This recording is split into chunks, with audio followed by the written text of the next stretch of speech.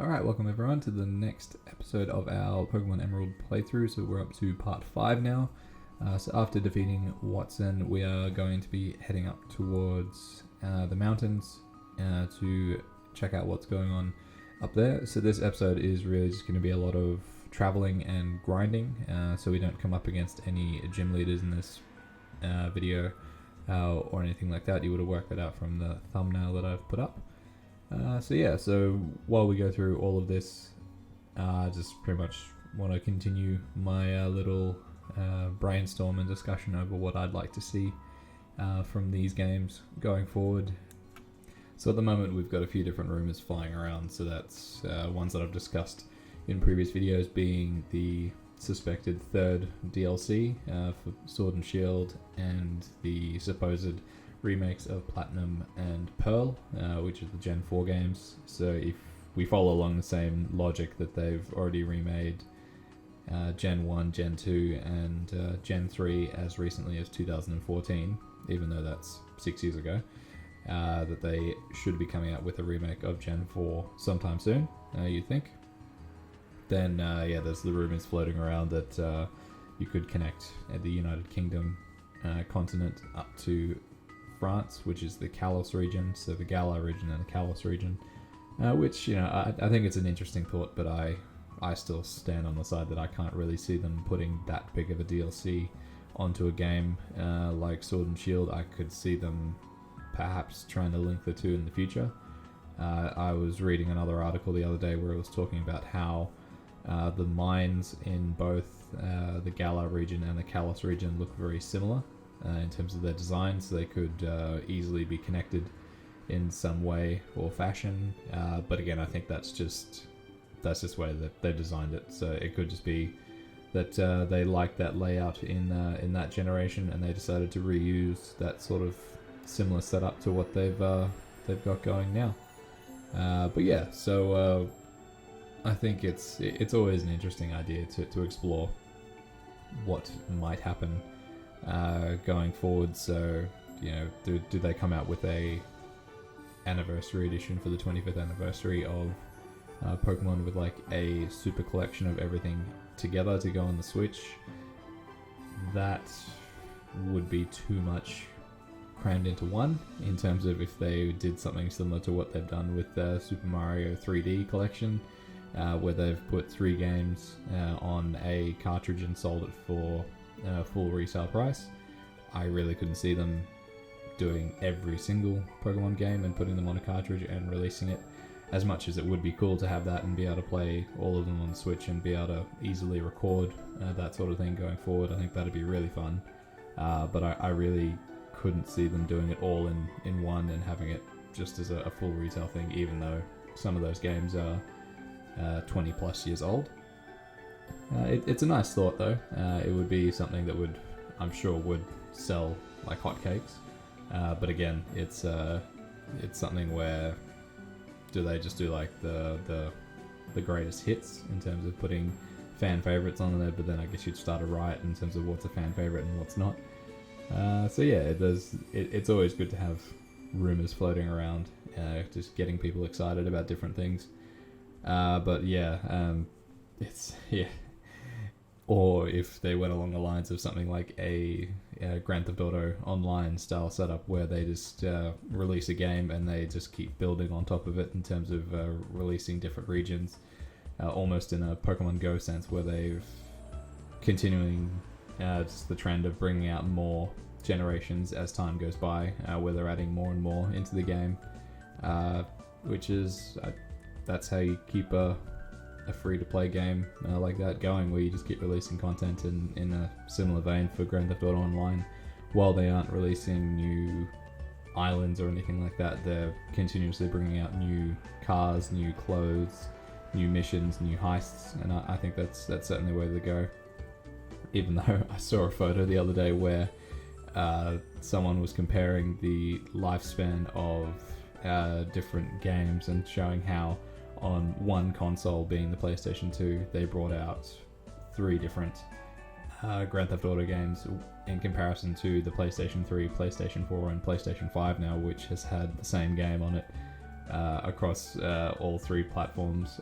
But I looked at that and I was like, yeah, well, how much content has Grand Theft Auto Online been given in comparison to like Grand Theft Auto 3, Grand Theft Auto Vice City, and San Andreas? You know, it's massive compared to that. You look at the download size. Every time you want to re-download the game or update it, it's massive. It's certainly the biggest game that I've got on my computer at the moment. But yeah, I think it's adapting to a changing environment where they're just wanting to continue with having one game living longer than just bringing out a different game each year. So almost in the same light of what I'd much rather have Rockstar doing what they're doing than doing what EA does with stuff like FIFA, for example, where I think for the second year running, EA have just copy and pasted FIFA on the Nintendo Switch, so they've just pretty much rebranded it as a new game, even though nothing's really changed apart from them updating the teams. So the last FIFA game that I bought, I think I bought FIFA 19 around the time that FIFA 20 was coming out last year, so I ended up buying FIFA 19 for like $20 or $30 because I didn't want to pay $80 or $90, whatever they're selling it for here in Australia. Normally it's a $60 game in the US, but adjust for the Australian dollar, and it's normally closer to $100 depending on where you buy it from. So I'd much rather I'm much happier with somewhere like GTA doing what they're doing, where you can choose to spend money on it, which is interesting because I've actually never spent any money on Grand Theft Auto Online, which is, if you look at my track record with MapleStory, that's actually quite surprising that I've never actually spent money on it. But I think I've treated it as a different game to Maple, where yeah, it was more like, I think I mentioned this once before, where like I bought the game, I paid a price for it 3 times because I bought it on PlayStation 3, PlayStation 4, and PC. But yeah, so then I feel like I've spent the money on it. I don't need to spend any more money on it in that sense. And it's much more of a sandbox game where it's just have fun with your friends or just random people you meet online. It's cool to have the upgraded gear and all of that, but it's not essential. Although it would be interesting to start out fresh on Grand Theft Auto Online nowadays to see how hard it is to get into things like the heists, where I pretty much was already at a high level when the heist came out, so it wasn't too bad. But yeah, so it'd be interesting if they applied that sort of thing to a Pokemon game where it was just a large sandbox where they just kept building on top of it like an Animal Crossing, where they just added more continents for you to go and visit, more gym battles, something similar to what they've done in Gold and Silver, where there is another region to explore once you've beaten the main game, which I am surprised that they didn't go back and do it. That I'm not sure what their reasoning is, because that'd certainly be an entertaining bit of content to have in each game, where it's not that you'd randomize it, but it's just a surprise which region you get that partners along with another one. So like, yeah, it would make sense to have Galar along with Kalos. I'm not sure where everything else is in terms of proximity, but doing something like that as part of the main game, but not DLC. I just stand on the side of the DLC, being that it'd be too much of an update to add something like that in. So it would have to be its own standalone thing, or perhaps a sequel where you come back to the region and re-explore it, and then you've actually got the added region there. Or if they remake the Kalos games, and then you can go to Galar and explore there afterwards. That'd be an idea in terms of something later on. But I really can't see it, especially if there's nothing really being hinted by Game Freak or the Pokemon Company to begin with. It's something where I can't see it, unfortunately, which is unfortunate to look at it like that. But yeah, so it is nice coming back and revisiting these games. And it would be awesome to be able to play them on the Switch, as I've said before. But yeah, so looking at it, so the 25th anniversary rumor supposedly came out of somewhere like 4chan, where you can't pin anything to that then. And then the idea where every region can be explored in one game. I'm sorry, I just can't see something like that either. Just how massive something like that would be. Like, that'd be an epic game to play, where you just go from one continent to the next, and you just be battling sets of gym leaders after sets of gym leaders, and even if they had the Elite Four and they're in between all of them, it'd be amazing. But yeah, it's something where I just can't see them coming out and having something like that as an option for people to play. It'd just, it'd be interesting to see if they did come out with something like that, what the following would be for the next game, because I feel like people would be so completely satisfied with something like that, where there'd be so much replayability with it in terms of the teams you could go through, or just the way that you go about doing all of it. I feel like it'd turn into a GTA Online situation where you'd be 7 years down the track and you'd still be playing the same thing, because it'd just be so much fun. So like, Game Freak aren't really doing the same thing that EA are doing in their like FIFA, Nintendo Switch versions. They're coming out with different storylines and all of that, even though they did reuse the same sprites from Let's Go Pikachu, Let's Go Eevee in Pokemon Sword and Shield. So there is that. They did come up with enough of a decent storyline to make it different enough than just copying and pasting the same game and updating the team sheets, because I think that's really poor form. It's pretty much exactly what they ended up doing with the PlayStation Vita, where they just had the same game for varying different prices. I remember when I bought my PS Vita, and it was interesting to see how they had, I think they had like FIFA 13, 14, 15 on there, and I bought each of them when they went on super cheap discounts, and I was amazed to find that it was pretty much the same thing. There was nothing different about each one. No gameplay mechanics which were different, nothing. So it was fascinating. But these ones, I think that they are putting in enough difference, even though they are causing some controversy this time around with the limited Pokédex. But it keeps it relevant, people are talking about it. Imagine if FIFA did something like that where they cut out half the teams. I'm sure that'd raise some eyebrows.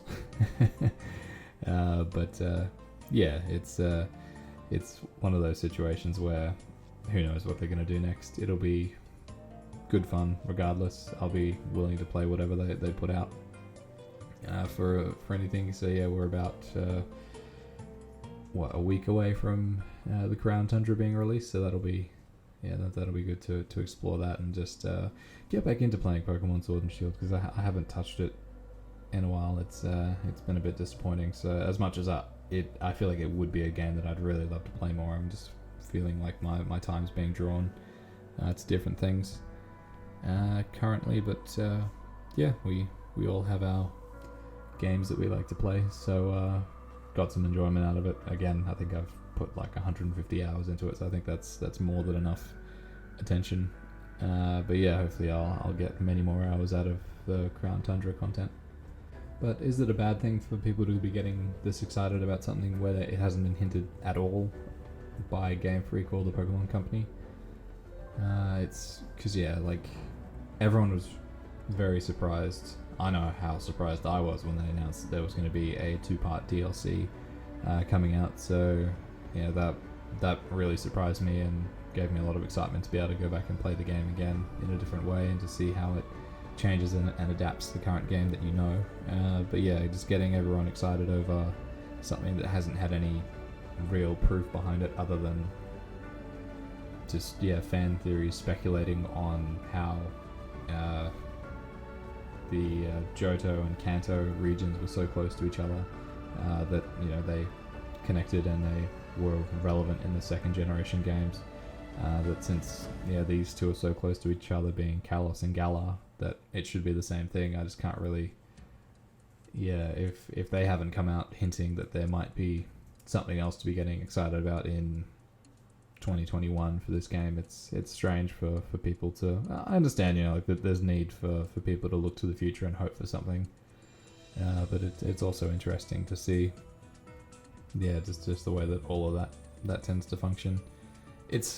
I wouldn't view it as being like drastically dangerous, because it's not like, people are really, they've had some sort of confirmation from Game Freak that they're going to be doing something, so then they're holding them to their word. People are just, it creates discussion, it gets people excited about what might be, and I guess that's the same thing that's really spawned out of the Diamond and Pearl remakes, where people are getting excited about that, because there certainly are fans of that generation out there that have been waiting for their day in the sun, so you never really know what might be coming. So yeah, if I did have something to choose out of the two of them, it would be a remake of Gen 4 over the Kalos edition, because I feel like I can easily go back and revisit X and Y in a relatively new game where a lot of the mechanics are updated. Especially like one of the things that I'm finding not challenging, but it's just something you have to keep in mind, especially like as I'm going through training here, where I have to remember to change the EXP share around depending on what Pokemon that I want to be training. Whereas I believe it was in X and Y where they made the EXP share work across the entire team regardless, and people say, oh well, that ruins the difficulty of the game. It makes it easier being able to level up everything at the same time. But I think as long as the gym leaders and everything around you are scaling with you in terms of difficulty, I think that's perfectly fine. And I much prefer that setup, because especially playing Pokemon Sword and Shield, I was able to rotate my team and just have whatever I felt like being my front Pokemon at the time, not having to worry about have I trained it up prior to this. Is it going to be strong enough to be able to do what I need it to do? So yeah, it's something where I feel like Gen 4 really needs that just to bring it to a new generation of players. Whereas, you can I'm not sure around where I live, but I'm sure you can find used copies of X and Y freely on shelves in game shops around the place. I know Facebook Marketplace in my area is full of them. That's where I got my copy of X, which I promise I will find time to play eventually. It's sitting there on the shelf. I think it was part of the collector in me where I wanted to have them all just there, and then be able to play through them when I feel like it. But yeah, it's one of those ones where it's fairly far back enough where I think it should be revisited. So I think that's something more that I think people can get behind rather than this third DLC. Because we'll see in time, but I feel like it might be the final bit, having the Crown Tundra here, just because you feel like you're getting up to the legendaries again, which is the way that the game tends to finish in the first place, where you come up against everything. So if you look at like Ultra Sun, Ultra Moon, with the warp portals and all of that, or whatever you want to call them, the dimensional things where you came up against all the different types. And in previous games as well, like Omega Ruby Alpha Sapphire had something similar in the post-game content, so this is pretty much their version of that. So I can't imagine them wanting to add something else on afterwards for no apparent reason if they don't have a history of doing that already. And while I know that they don't have a history of doing DLCs altogether, so who knows what they're going to throw at us next, it just seems like it's a little bit too far out of left field for them just to spring it. So I think it's all just fan theories and relative closeness between both regions. That's the reason why it's really being promoted. But it's created good discussion. I brought it up here multiple times, and it's been nice to talk about and nice to speculate about. But yeah, it's something where people have just been throwing ideas against the wall as to what might be coming next or what they would hope to be happening. So it's good to have people coming up with theories in terms of what might be next and what to look forward to. But yeah, I think this is it'll be one that people look back on and just go, yeah, it was something that could have been, or would have been cool. And maybe hopefully they look at the rumors and come up with something creative to put out next, or maybe they're hard-headed and just want to do it their own way. But I guess time will tell. Alright guys, so I'm going to leave it there. Thank you very much for watching. Keep an eye out for the next episode. We will be taking on Flannery in the fire type gym, I believe, as well as dealing with the rest of the stuff going up on the mountain. So thank you for watching, and I'll catch you guys next time. See ya.